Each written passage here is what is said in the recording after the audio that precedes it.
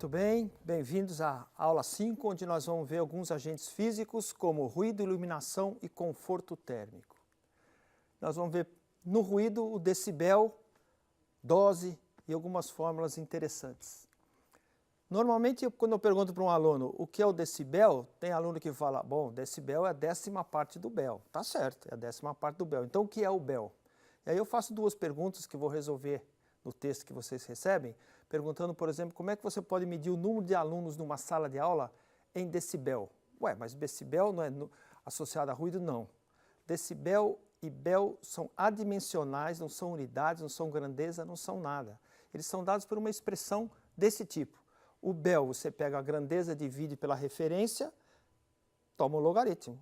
Isso você dá a grandeza em bel. Como um bel tem 10 decibéis, a fórmula do decibel é 10 logaritmo da grandeza sobre a grandeza de referência e é em decibel, não é unidade de nada. Você pode medir número de fios de cabelo, estudantes na sala de aula, qualquer coisa você pode medir em decibel. Eu resolvo os exercícios para vocês, para não deixar dúvida nenhuma, o pessoal que está com o material, e vou dizer que na área de ruído, ruído é um som desagradável, nós vamos usar 3 grandezas, e para nós principalmente uma. A grandeza de potência é quem compra som. Então, como é que seria a segunda fórmula? 10 log da potência sobre a potência de referência, e acordado internacionalmente, a potência de referência é 10 a menos 12 watts. Se você tem um som se propagando por uma sala, então você está preocupado com transmissão, intensidade. E intensidade é watt por metro quadrado. E a fórmula é a mesma, 10 log da intensidade sobre a intensidade de referência, que é 10 a menos 12 watts. Mas nós estamos preocupados com danos auditivos. Então a fórmula será pressão na orelha. Aí vem uma fórmula no livro que põe 20. Você fala, ué, mas não era decibel? É porque é uma propriedade dos logaritmos. A fórmula correta é 10 log pressão ao quadrado, pressão de referência ao quadrado. E por que é o quadrado? Porque existe uma relação física entre intensidade e pressão. Então, pressão sobre ρc, que é a impedância acústica, dá intensidade. Se você coloca lá na fórmula, fica o P quadrado. Então, é bom trabalhar sempre com essa fórmula que a gente conhece. Bom, se eu quiser somar, né, as grandezas, somar grandezas eu posso. Você soma dentro das fórmulas que você conhece. Soma potência, soma intensidade, soma pressão ao quadrado, soma fio de cabelo, soma laranja, o que você quiser. Então, se você quiser somar a grandeza, pode. Agora, se você quer somar decibel, não pode somar assim, porque o decibel é um logaritmo. Então, você tem que usar uma fórmula apropriada para somar. Quando eu tenho uma grandeza e falo que eu estou medindo ela em decibel, a gente chama de nível da grandeza.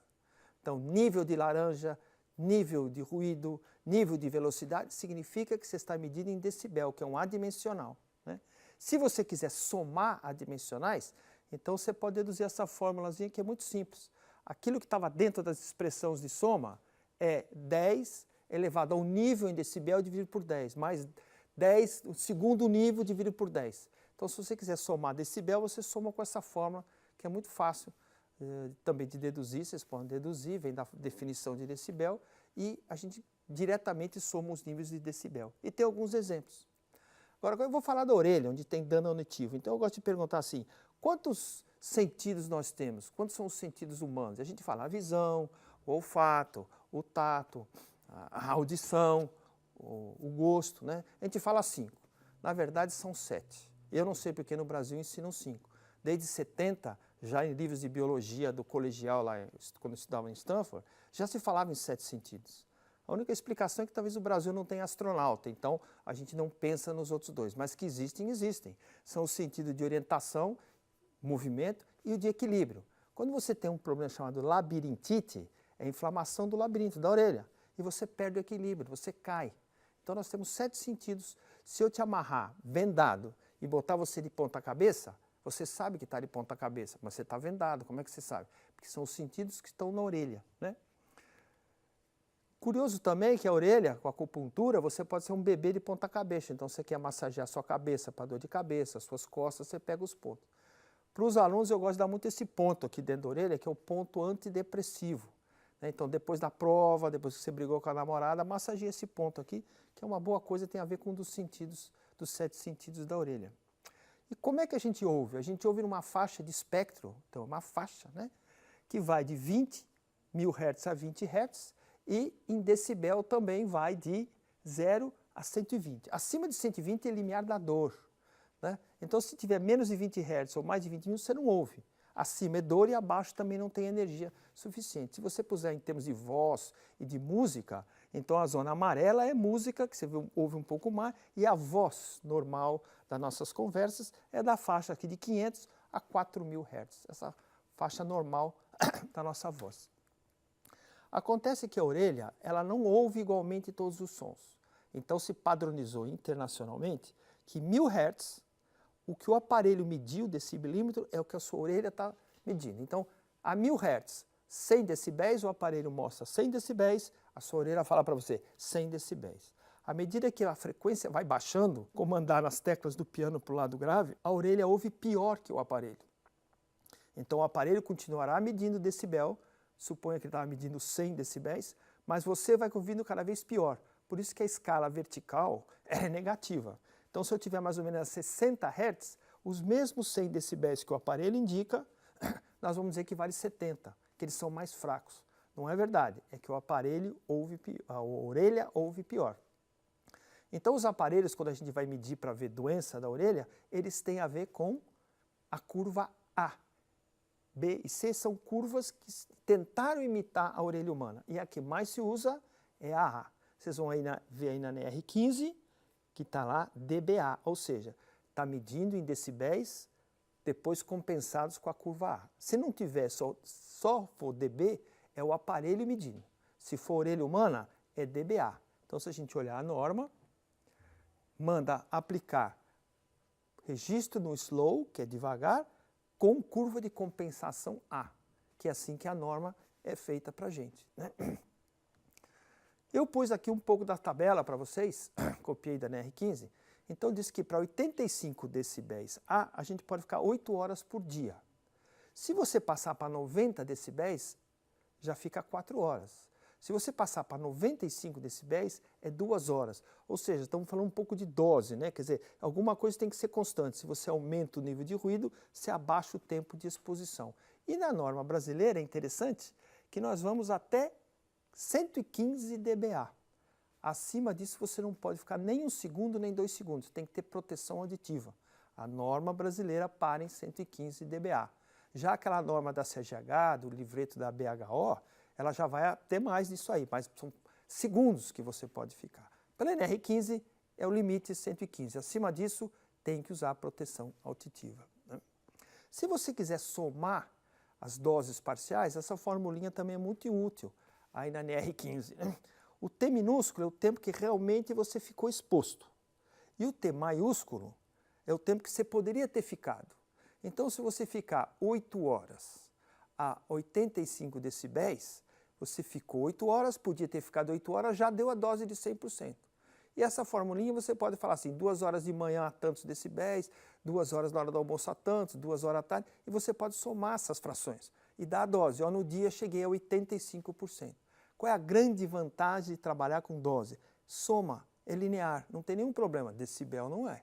Então, dosímetros que já te dão a dose, você pendura na pessoa, deixa 8 horas, ela te dá 8 horas do dia. É muito mais fácil de trabalhar. Existem países, existem normas, a CGH é uma delas, em que a tabela não é de 5 em 5 dBA. A tabela é de 3 em 3. Então, 85 decibéis, 8 horas. 88, 4 horas. 91 é mais rígida. E a tendência brasileira é ir para uma norma mais rígida com o tempo. O que é o espectro? Para que serve um espectro?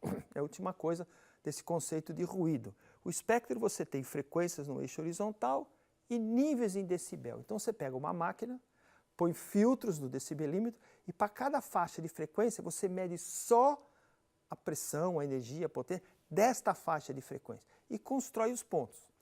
Se você com esses pontos quiser saber o que a pessoa está ouvindo, você tem que somar para cada ponto esse valor de decibel. Então você vai somar para cada uma das esse ponto, mais esse ponto, mais esse ponto, mais aquele ponto. E aí você tem o que a orelha está ouvindo. Como é que eu somo? Com a fórmula que a gente deu de soma de níveis de decibel, não tem problema nenhum. Você tem um problema auditivo, então tem que usar equipamentos de proteção auditivo O melhor seria ter feito uma diminuição do som. Mas se você não conseguir isso, uma solução de engenharia, no mínimo vai ter que usar protetor auditivo. O grande segredo de usar protetor auditivo é dar vários modelos para o funcionário escolher. Aquele que ele se der bem, ele vai usar. Aquele que incomodar, ele não vai usar. Então, o segredo de usar protetor auditivo, deixa ele escolher aquele que melhor casa para ele. Bom, agora nós vamos falar um pouco de iluminação, outro fator importante para a gente. E eu vou bater muito na unidade que a gente usa, que é o lux, para a gente guardar a unidade lux. Esta figurinha mostra as 4 grandezas principais de iluminação. Luz que sai de uma fonte, que é medida em candela, fonte pontual. A energia luminosa que a gente vê do espectro eletromagnético é dada em lumens. Você falou em lumens, você sabe que é energia luminosa que você consegue ver. Quando ela bate numa superfície, o lumen, a gente mede lumen por metro quadrado. Este lumen por metro quadrado se chama lux. E depois dela bate, ela reflete, ou é luz própria da superfície ou reflete de superfície. Aí a unidade é o nit. Se a gente perguntar, você vê a luz que bate no livro ou você vê a luz que sai do livro e vem para os seus olhos? É a luz que sai do livro e vem para os seus olhos. Mas por que as normas então são em lux? Elas são em lux, primeiro motivo, porque é mais fácil de medir. Os aparelhos são baratos, qualquer um pode medir. E a refletância média das salas de trabalho é boa, é alta. Então você consegue fazer boas normas em lux. Excepcionalmente, por exemplo, em minas subterrâneas de carvão, que a refletância da parede é 5%, então alguns países usam a norma NIT, como por exemplo os Estados Unidos em lava de carvão.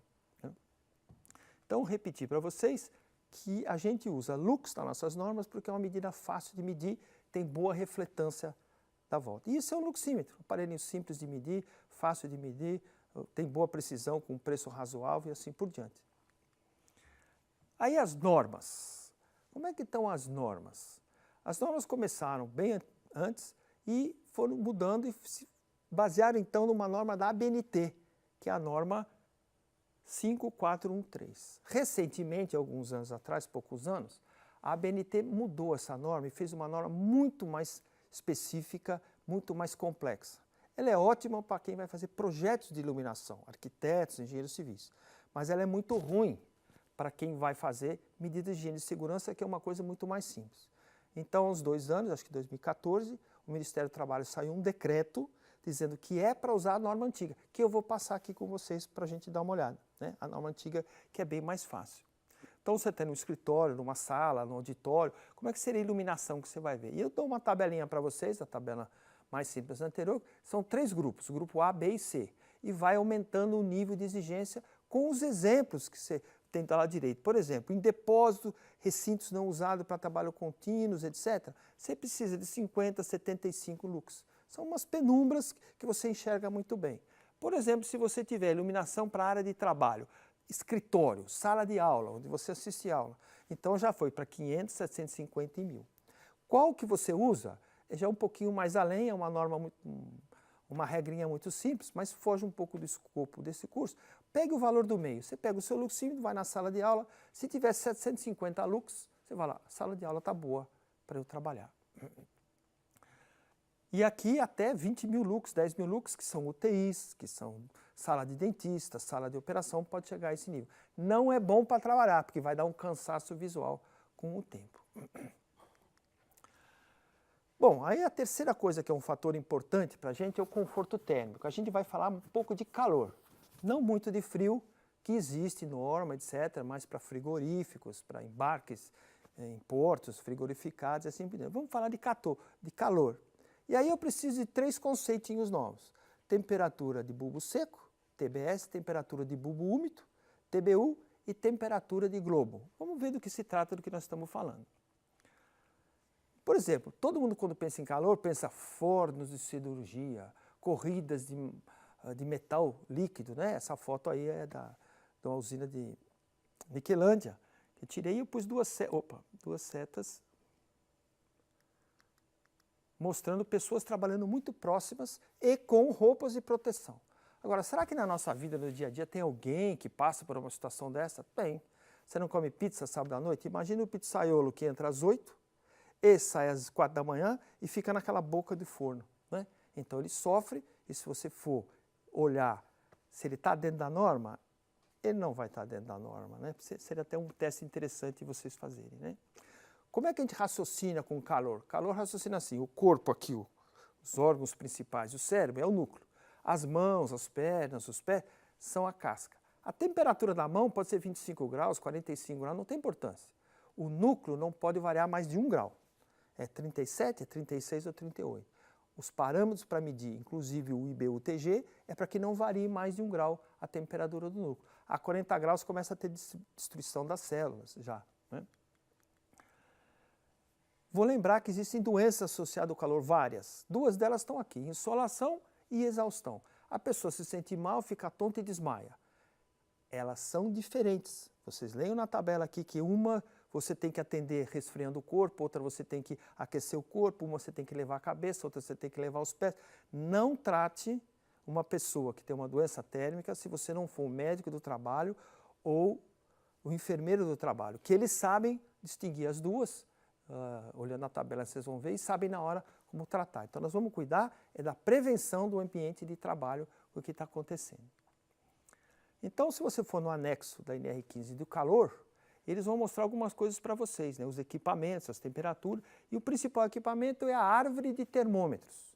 Nessa árvore você tem aqui o termômetro de globo, que a ponta do termômetro está dentro de um globo preto de 6 polegadas, para medir radiação, calor radiante. Você tem o termômetro de bulbo seco, que é o termômetro normal que você põe embaixo do braço em casa. E tem o termômetro de bulbo úmido natural, em que em volta do bulbo tem sempre um paninho constantemente umedecido, de modo que quando passa o ar, evapora e a temperatura é menor, para imitar um pouco o que acontece quando a gente tem suor. É um equipamento grande, 1 metro por 1,5 metro, etc., que precisa estabilizar, precisa aprender a mexer nesse aparelho, não é? E aí você tem as normas, que vocês vão ler na R15, tem exercício exemplificado, e eu vou fazer uma das normas. Quando o cara descansa no mesmo lugar do trabalho, ou seja, ele põe a pizza no forno e fica descansando na frente do forno.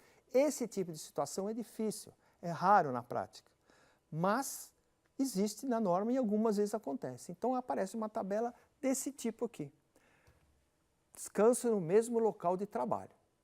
Então se você tiver atividade leve, moderada ou pesada e trabalho contínuo, você vê que tem a temperatura máxima. Atividade pesada, 25 graus. Atividade moderada, 26,7 graus. Seria um escritório, uma coisa leve, né, que você pode trabalhar continuamente. À medida que você vai aumentando as temperaturas, eles vão mandar diminuir. A última faixa que você pode é trabalhar 15 minutos na hora e descansar 45 naquele lugar, mas descansado, parado, né? E de jeito nenhum você pode trabalhar em atividade pesada, mais de 30 graus, ou leve, quase imóvel, né? 32 graus. Você não pode, o seu rendimento cai muito. Você se sente mais cansado, mas você não trabalhou mais, né? E tem as tabelas, e você vai medir o IBU-TG, né? Quando você está num local de trabalho diferente do local de descanso, você tem que fazer o valor médio. E o valor médio está a fórmula aí, você pondera, está na R15, pelo tempo. E também o metabolismo. Na hora de descanso é baixo, na hora do trabalho é alto. Você vai usar metabolismo médio e vai entrar nas 2 tabelas diferentes, onde você descansa em local diferente do que você trabalhou. Eu tenho vários exercícios resolvidos, deixando bem claro como é que a gente resolve isso aí. Pela primeira vez pode parecer confuso, né? Bom, a gente olhou essas 3 principais agentes e eu queria dizer o seguinte para vocês, que em segurança e higiene, a prevenção é a coisa mais importante. E para fazer prevenção, precisa ter conceito. Fórmulas é muito fácil, abre o livro, ela está lá. Você usa várias vezes. Conceito é diferente. Você sabe para que serve, quando aplica e sabe interpretar o resultado. Então, eu vou deixar uma frase assim, bem popular para a gente diferenciar quem tem conhecimento e quem tem sabedoria, que é saber aplicar o que você conhece. Então, conhecimento é saber que tomate é uma fruta. Sabedoria é não colocar tomate na salada de fruta. E é a mesma coisa na higiene e segurança. Saber as formas, mas ter o conceito. Quando eu uso, por que eu uso, o que pode dar certo, o que pode dar errado, o que pode mudar, o que não pode mudar, o que eu posso adaptar, o que eu não posso adaptar. A gente deve sempre trabalhar com planejamento, com calma e com prevenção. Muito obrigado.